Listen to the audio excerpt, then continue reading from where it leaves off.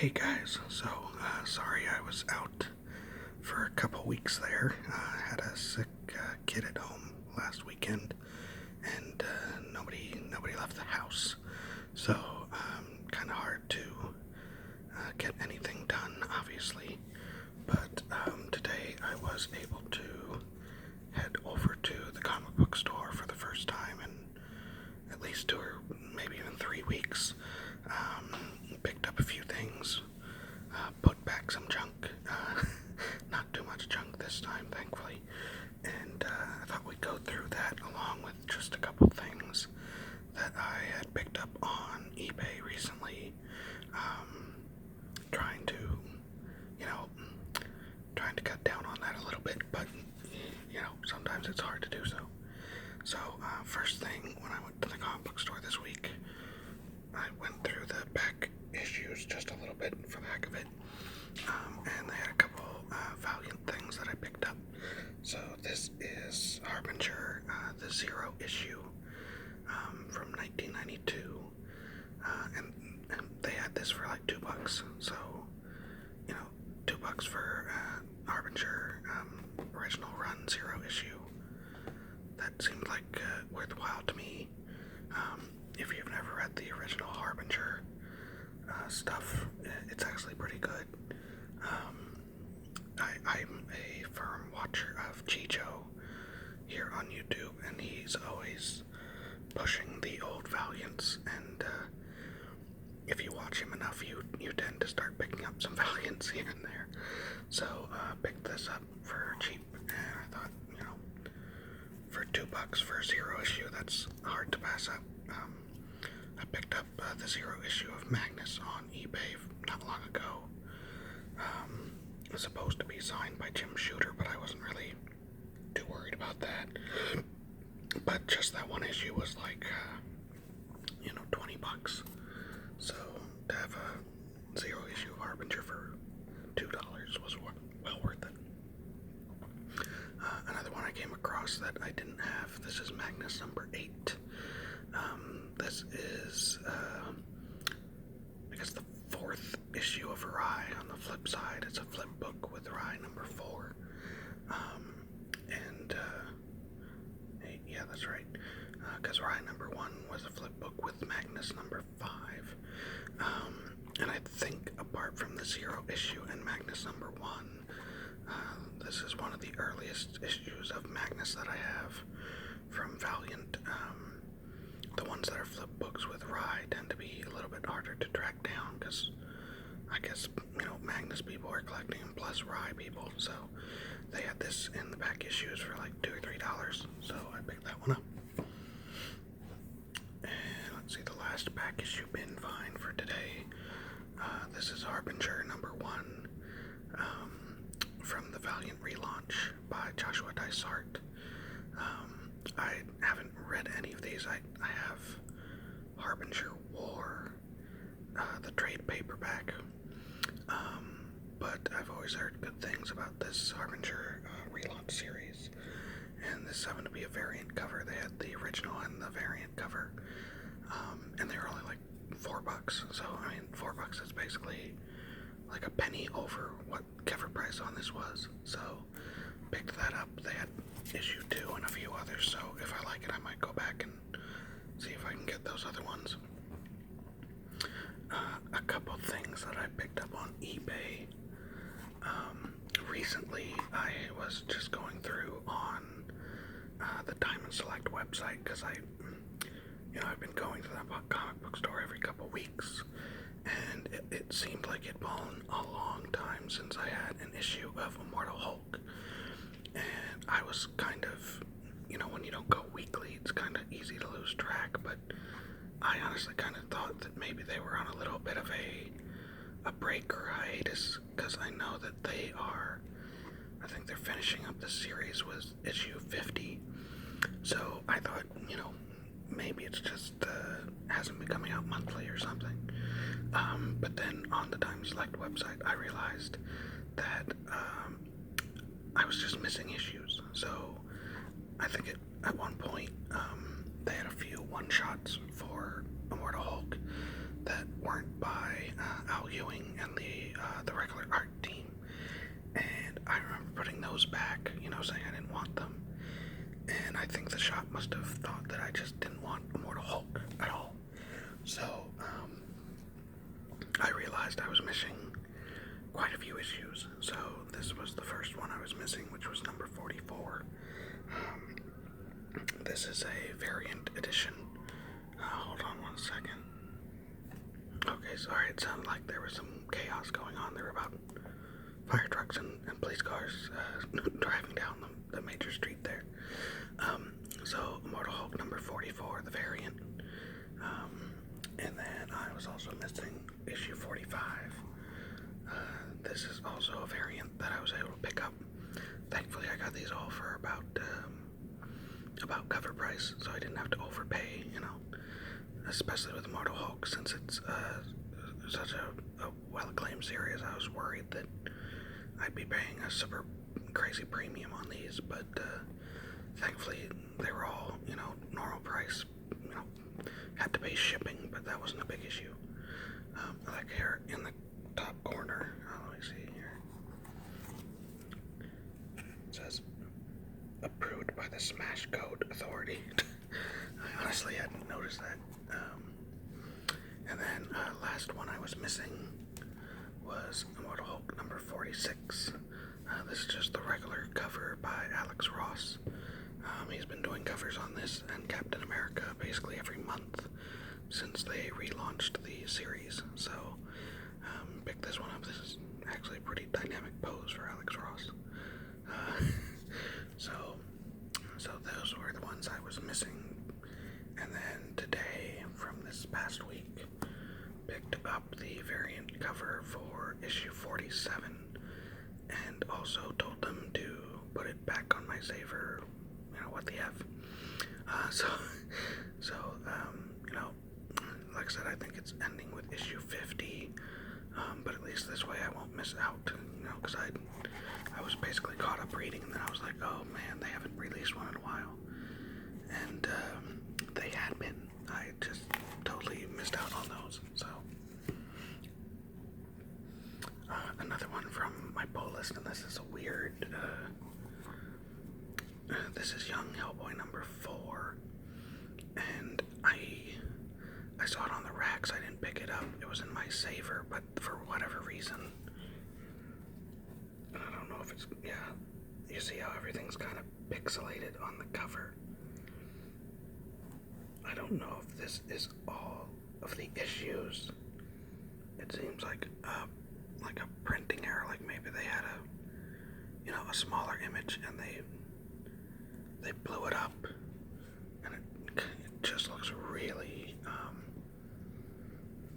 it just looks really questionable. I mean, from afar, it just looks fuzzy, but when you get up close, you can see the jagged edges, and then it's, it's almost like a, old style television. If you ever took a photo of a television, you see how the black lines, like on his hand here, you can see the squares that are making them up.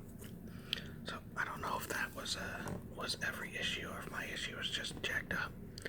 I mean, everything else is fine. The logo, the Dark Horse, the writing down here, it's all fine. It's really just the cover image. So I have a feeling they had an issue there. Like I said, I should have gone over to the racks and just seen if all of them were like that. But, let's see, we have Batman Catwoman number 5 by Tom King and Clayman. I haven't started reading this yet. I'm trying to kind of wait so I can read it all at once. But Tom King is basically, he's done enough to where I'm a guaranteed sale on that. So, obviously we got Phantasm and Joker, and I think that's supposed to be their kid. It's Black Label, so it's probably officially not canon, but they're having Tom King do a lot of Black Label stuff, and I'm picking up all of it basically, so that's okay with me. I'll just kind of wait until they finish it up so I can read through it all. Let's see, this is the old guard Tales Through Time. Old Guard just finished up their second miniseries, and this Tales Through Time is kind of it's Brubaker normally. No, I've lost it. I want to say Brubaker normally, but now I'm questioning myself. Anyways, this is like an anthology series. It's a 6-issue series, and it's basically every issue is like 2 or 3 little stories from the characters' pasts. They're basically like immortals, like Highlander. And so they have this long, illustrious backstory, and these are all little short stories by other writers and artists, to kind of, just little snippets in time. I don't think it's really going to make any profound difference on the next miniseries whenever that comes out.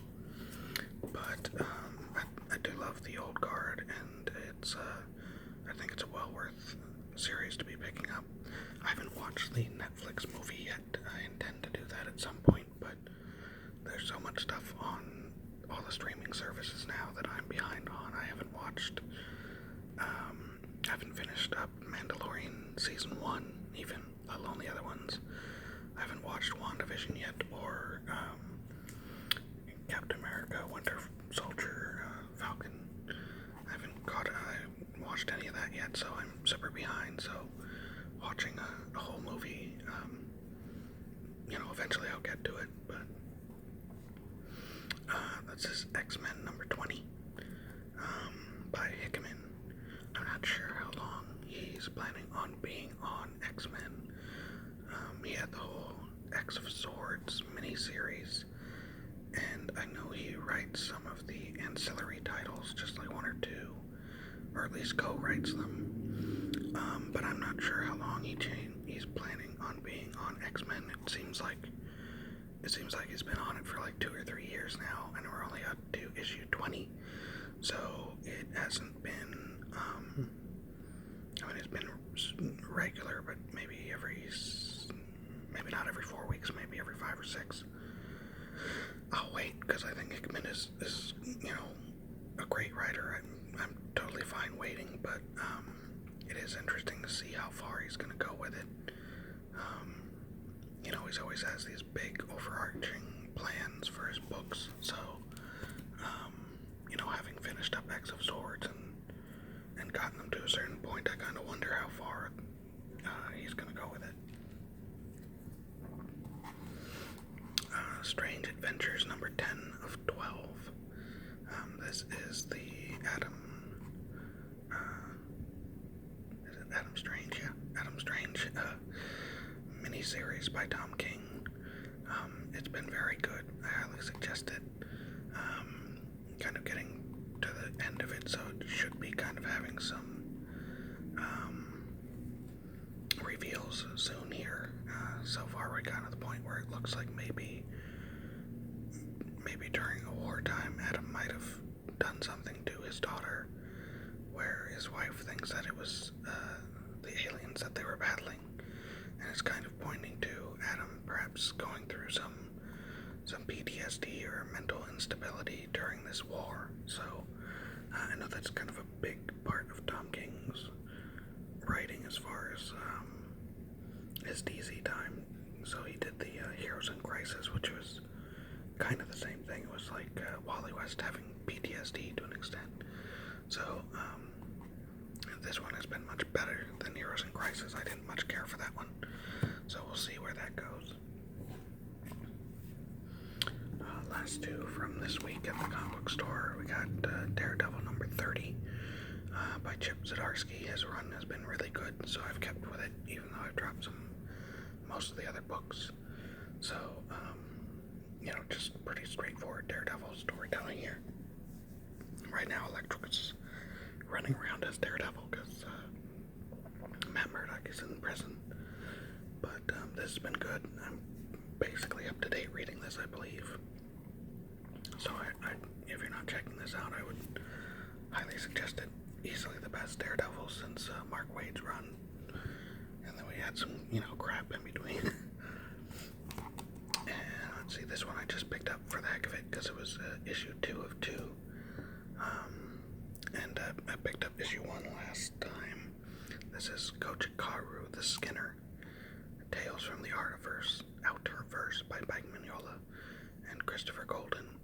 I looked up, I tried to look up the Outerverse on like Wikipedia and Google and, just seeing what is this that Mike Mignola and Christopher Golden are working out of.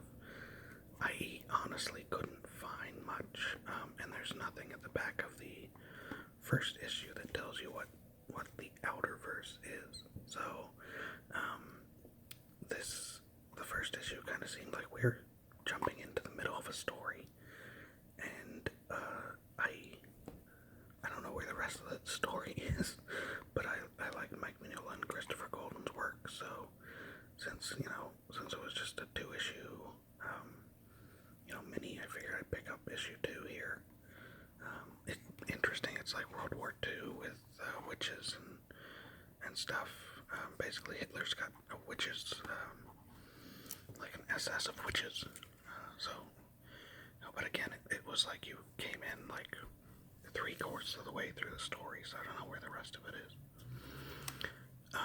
Just a few things I picked up on eBay to finish it up here.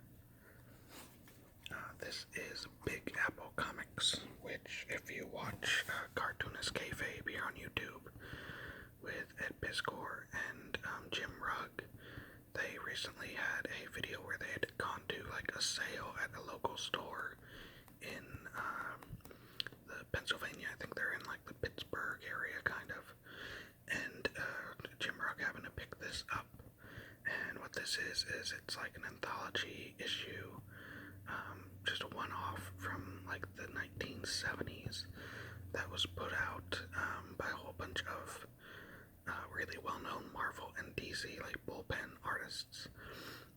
It's black and white, and it we can see here it says adults only. It's very much adults only. Don't go looking for this if you're not of age. It is not for you. There are no dinosaurs fighting in this comic. It's basically like a street level view of New York in the 70s, and New York in the 70s was pretty seedy. So, one of the strips in here is them, the guy going to all the peep shows in the city and kind of explaining the difference between the high-end peep shows and the low-end peep shows. You have work by Wally Wood in here. You have work by Neil Adams. If you've ever want to see Neil Adams draw a day in the life of a prostitute, it is in here. So it's just a lot of guys who are kind of well-known bullpen guys from the 60s, 70s, and 80s, kind of drawing whatever they wanted, and just kind of putting it into this one big issue. I will say, for as far as like story purposes, there's not much there, so you're really just getting it for the artwork. So, and finally here we have a few issues of Conan the Barbarian. These are much later in the run. These are into the 200s, which is not the era of Conan that I normally pick up, but what I got was issue 235, 236, and 237. And the main reason I picked these up is 236 and 237 have Mike Mignola covers from early in his career. So this is number 236. Can't remember what year these are from. It's not on doesn't look like it's on the cover. But the Mike Mignola cover here, you can totally tell it's got a signature, but just the use of black and the big dark areas is just so Mignola. And then number 237, also with looks like 1990 Mignola cover. So again, very, this is just classic Mignola. I think maybe after this he did the covers for X-Men Classics issues where it's basically reprints of early, like, 70s, 60s X-Men from after they did the new X-Men relaunch with oh, I've forgotten. I'm having trouble pulling his name out of my hat. The old guy that wrote X-Men for a long, long time. Right before Jim Lee butchered it. But he did a whole bunch of Mike Mignola did a whole bunch of covers for X-Men Classics, which I picked up a whole bunch of really just for the cover art, because they're classic Mike Mignola like this, but with X-Men characters, and it's just really strange to see him do those characters in this, classic style. So, I suggest those, because honestly, they're pretty cheap most of the time when you find them, because they are just reprints with a new cover slapped on. So, but that was it for today, guys. I have quite a bit to be reading, so I will probably not go to the comic book store next week. Probably wait a couple weeks just to catch up here. This is by Ron Lim. But I hope you guys have a good one. Hope some of these look interesting to you, and I'll see you again next time.